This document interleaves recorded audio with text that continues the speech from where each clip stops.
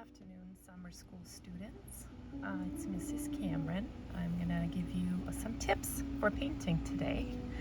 So I want to start with the brushes that you would usually use, and I want to explain some differences between them. So usually there are two main type of bristles that the brush could have. So these are what we call more synthetic brushes, which are used for oil or for acrylic. They're usually firmer and not as soft. And then you have brushes like this, which are very, very soft, and those are usually for watercolor. So if it's very fluffy and soft, most of them are made of synthetic materials, but some really good quality brushes actually use horsetail hair, and they're usually more suitable for watercolor.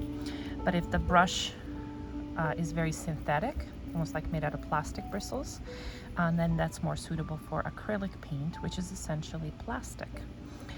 So one thing that I always tell my students is never to use a brush to mix the paint, because the paint will seep all the way to this edge here and create a buildup in the brush and ruin the brush. So I always encourage students instead to use a palette knife or just a plastic knife to mix the paints, never ever to use a brush to mix the paints. And also another little tip, when you're done washing your brushes, always lay them flat. I usually have a little cloth like this that I reuse every time. So once you've rinsed your brushes, you would lay them flat like this to dry. And why you do that is if you had it vertical, the water would travel to this edge here and ruin the brush again. So whether it's paint or it's water, it would ruin that brush permanently. So when I wash my brushes and my students wash their brushes, we always lay them flat on a little paper towel, or if you want to be more conscientious, we actually just use knitted rags because it's better for the environment. Then we just launder them instead of paper towels. And you always need to have a little rag or a small piece of paper towel to dry your brush as you paint. And that's why it's important to always have one to be your go-to brush, if you will. So that's a little tip about the brushes. And again, these are palette knives you can get at the dollar store. Some are more flexible than others, like this part, right? But you use it to kind of mix the paint and join it together, and then you would use your brushes to paint. So that's my first little tip as far as the brushes. So I know some of you have been painting your color wheel. So one of the other recommendations I always tell my students is not to use a lot of water. So this is just my little cup of water. I only use it to rinse the brushes in between colors. I actually don't use any water when I paint if I don't have, unless I'm doing watercolor or something. So just a little bit of water is sufficient. And then for your color wheel, you were challenged to paint all your colors using just the primary colors, or what we call the boss colors. So these are colors that are red, yellow, and blue.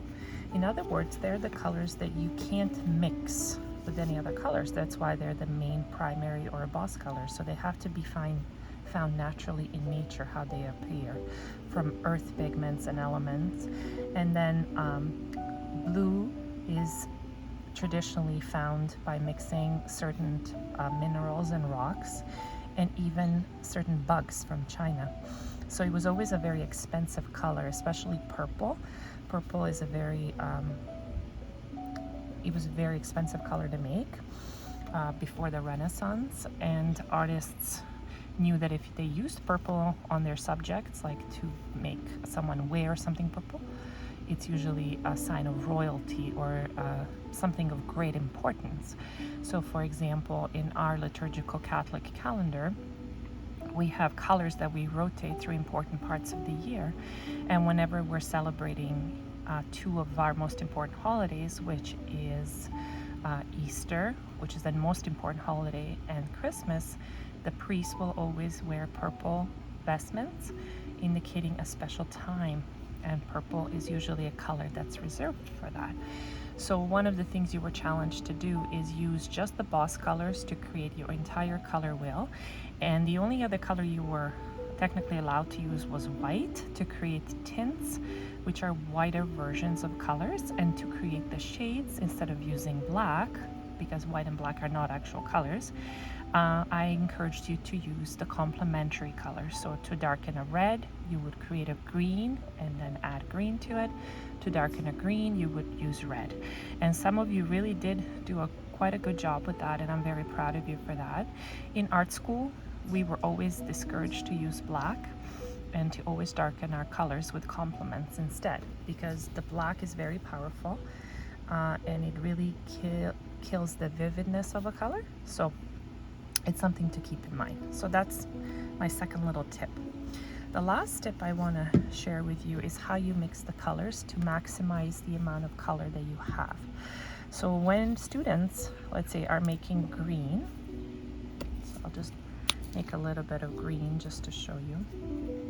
I'm just doing this on a piece of paper. I mean, you could, most of the time I always use like an old plate. That's my favorite palette that I use as an artist, just an old plate.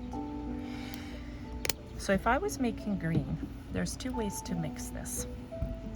One of the little tips that I always tell my students is you always add the darker color to the lighter color to get the desired color.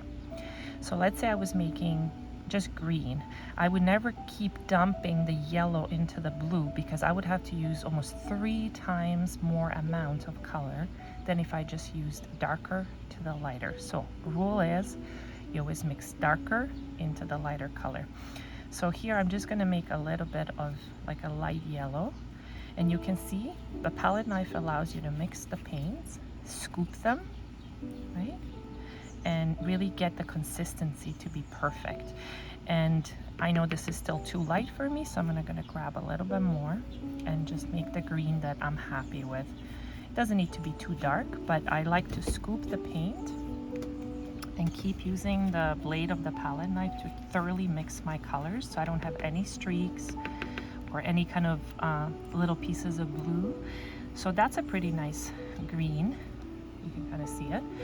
So oftentimes, if students were using a brush instead of a palette knife to mix, this blue would get stuck in the bristles and you would start painting, and then suddenly you're going to have these little blue dots or blue streaks because you weren't using a color that was thoroughly mixed. So you always mix with a palette knife, darker into the lighter color. And then now you know it's thoroughly mixed, so when you're painting, and you see I didn't use any water, no water, because then you will get streaks, right? And then you can just paint slowly. Some of you did have to paint your color wheel on a piece of paper, which means you probably had to do multiple layers in different directions, just how I'm doing here, and let it dry in between layers. And that would eliminate any streaks that you had, so you didn't have any white. So try not to use any water if possible, and that will be very, very helpful when you are painting. And the only time you would use water is if you're like changing and you don't have enough brushes in that moment. Also, another thing I would always tell my students not to do is never just to leave the brush in the water. Again, it destroys the brush. So if I was done with this paintbrush, I would just quickly rinse it. I'm gonna wash it later.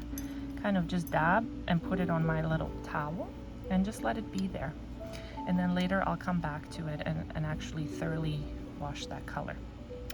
So sometimes this rule of darker into lighter really comes into effect if, let's say a student has mixed a green, but it's way too dark. So I'm gonna do that just to kind of hypothetically show you. So let's say they mixed a green, they used all the blue that they had, and they realized, oh no, that green is way too dark for what I was hoping to achieve.